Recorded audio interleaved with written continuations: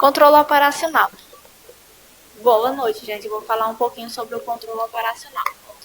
No nível operacional, o controle refere às atividades cotidianas, aos processos de trabalho, à rotina, às tarefas específicas, com foco em curto prazo e alto grau de detalhe.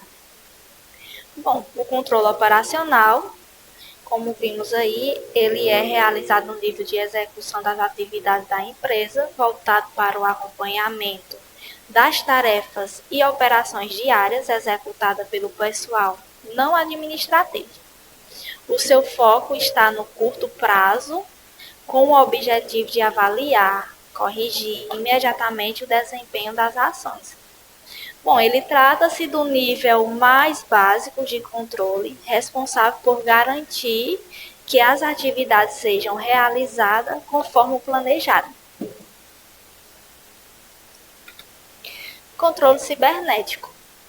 O controle cibernético refere-se à ideia de que o controle, especialmente no nível operacional, funciona de forma semelhante aos mecanismos automáticos de autorregulação encontrados em sistemas biológico, ecológico ou tecnológico. Assim como o corpo humano controla a temperatura ou um carro regula o consumo de combustível, as empresas utilizam o controle para monitorar, tipo comparar resultados com o padrão e seguir e corrigir os desvios. Outro exemplo é no ambiente de trabalho. O chefe define o padrão de qualidade e o trabalhador executa o ciclo de controle, que é acompanhar os resultados, mede, compara com os padrões e faz ajustes necessários. Portanto, o controle cibernético é um processo contínuo e universal, aplicáveis a diversos contextos, que busca manter o equilíbrio e o bom desempenho das operações. Bom, gente, agora vamos falar das categorias de controle. Tem 3 categorias de controle. Controle prévio, que atua antes da execução, garantindo que a direção e os recursos dos insumos estejam corretos. Tipo, verificar se a matéria-prima o suficiente em todas as condições antes de iniciar a produção, treinar os funcionários antes de começar uma nova tarefa, conferir os equipamentos se estão em bom estado antes do uso. Já o controle concorrente ocorre durante a execução, assegurando que as operações sejam realizadas de forma adequada. Alguns exemplos é um supervisor acompanhando a linha de produção para corrigir as falhas em tempo real, monitorar um atendimento ao cliente enquanto ele ocorre, garantindo qualidade no serviço, acompanhar o desempenho de máquina durante o funcionamento para evitar paradas inesperadas. Já o controle por retroação, ele acontece após a execução, verificando se os resultados finais estão de acordo com os objetivos e padrões estabelecidos. Alguns exemplos é analisar os resultados das atividades no fim do mês para ajustar estratégias futuras, tipo avaliar o desempenho dos funcionários após a conclusão de um projeto, verificar se há satisfação dos clientes por meio de pesquisas. Esses são alguns exemplos sobre controle por retroação. Agora vamos falar sobre as 4 fases principais do controle operacional. A primeira é estabelecimento de padrões. É definir antecipadamente os critérios de avaliação, como quantidade, qualidade, tempo e custo, servindo de referência para medir o desempenho. Esses padrões devem refletir melhorias e eficiências esperadas nas operações. Alguns exemplos tipo em um escritório, definir que cada atendente deve responder 50 e-mails por dia. Já em um restaurante, estabelecer que cada prato deve ser servido em até 15 minutos após o pedido.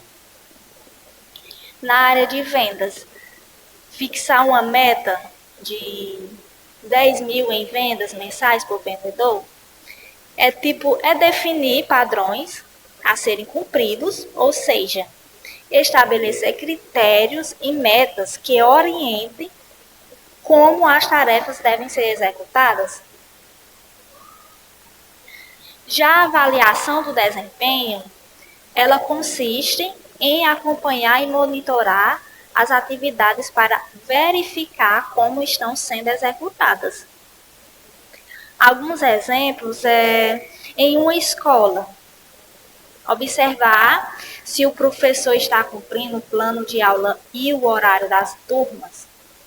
Já em um hospital, pode-se acompanhar o tempo de espera dos pacientes em cada consulta.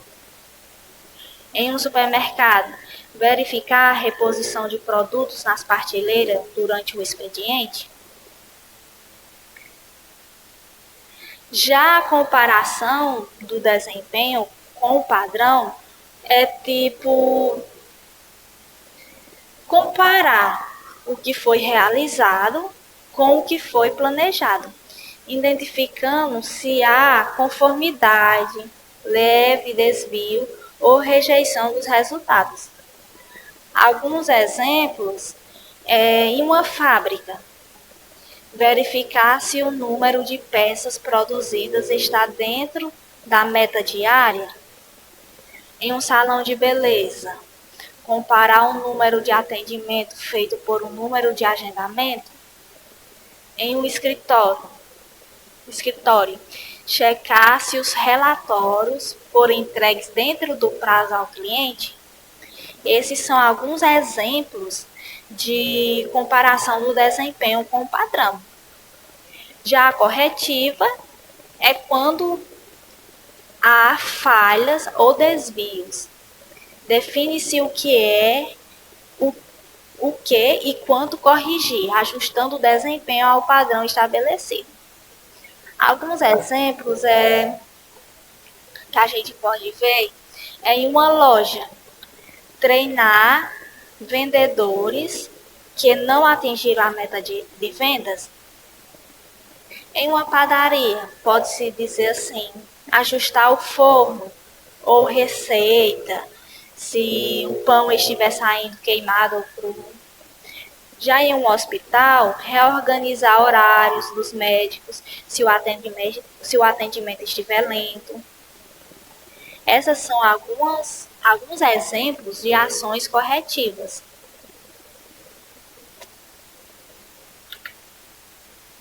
Agora eu vou falar um pouquinho sobre a importância do controle operacional.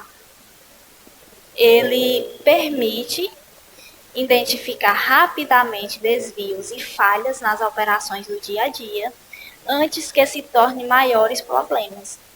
Ajuda a garantir que as tarefas sejam realizadas conforme os padrões previamente definidos, em termos de quantidade, de qualidade, custo e tempo.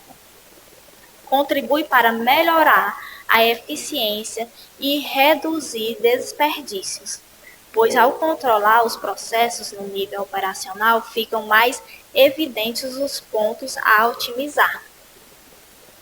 Facilita a ação corretiva imediata, em vez de deixar para reagir depois de grandes desvios ou perdas. Proporciona maior previsibilidade e controle do desempenho das equipes, máquinas, processos, o que ajuda a alcançar metas e manter a qualidade. Bom, gente, espero que vocês tenham entendido um pouco sobre o que é o controle operacional e sua importância. Qualquer dúvida, o senhor Rodrigo está à disposição para esclarecer. Agora, vamos ouvir as considerações finais que serão apresentadas pela nossa colega Ana Ruth.